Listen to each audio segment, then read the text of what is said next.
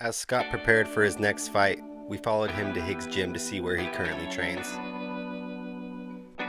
I've had a Higgs Gym since 2003, so it's been around a while.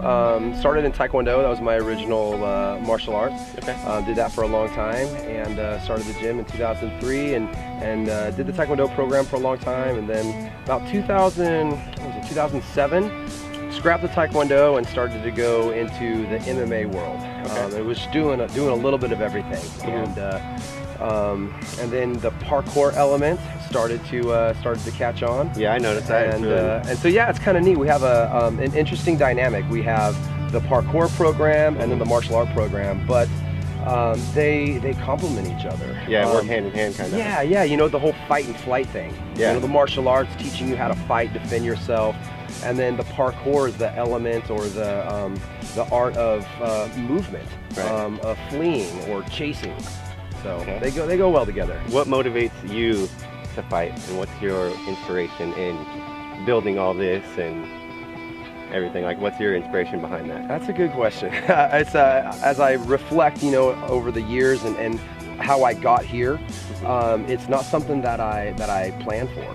My faith has led me here. When I first started the gym back in 2003, it was kind of a hobby, and I was nervous about it because I wanted it to be successful. I wanted to have students, and I just tried to follow a simple teaching in the Bible, and that is, you know, whatever you do, do it unto the Lord, and be faithful in the small things. If God gives me one student, be faithful to that student, and do the best that I possibly can to help them flourish and prosper in the art that I'm showing them. So I've tried to just keep that in the forefront of my mind and as my motivation, that, you know, whatever I do it first and foremost for the glory of God. And also that with whatever He gives me, whether it's a big program with lots of students, or a small program, that I'm faithful with whatever He's given me. So that's kind of the underlying motivation. And on top of that, jiu-jitsu is my passion. That's what I'm competitive in right now. Okay. That's what I focus on personally as far as competing. Both gi, no gi, some of the bigger tournaments that I've had success at. In 2013 at Gracie Worlds, I won that, which is cool. That was a submission-only tournament, no time limit.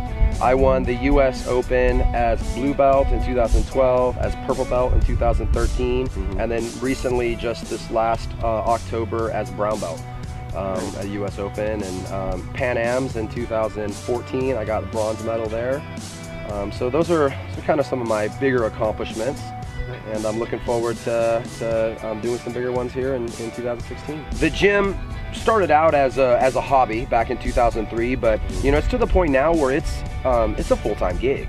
You know, I'm teaching a lot. You know, every day from 3 to 8, I'm in there coaching classes. Plus we have a morning class. Plus I do private lessons.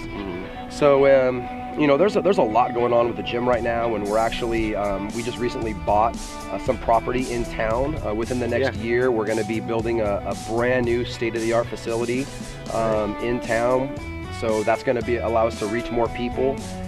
But on top of that, I'm also a third-generation farmer. So I've been driving tractors since, you know, I can remember. You know, driving on the roads from different properties before I could even drive a car, and it's just been part of my life. You know, brought up with it, and so I still currently do that. I mostly focus on grass hay.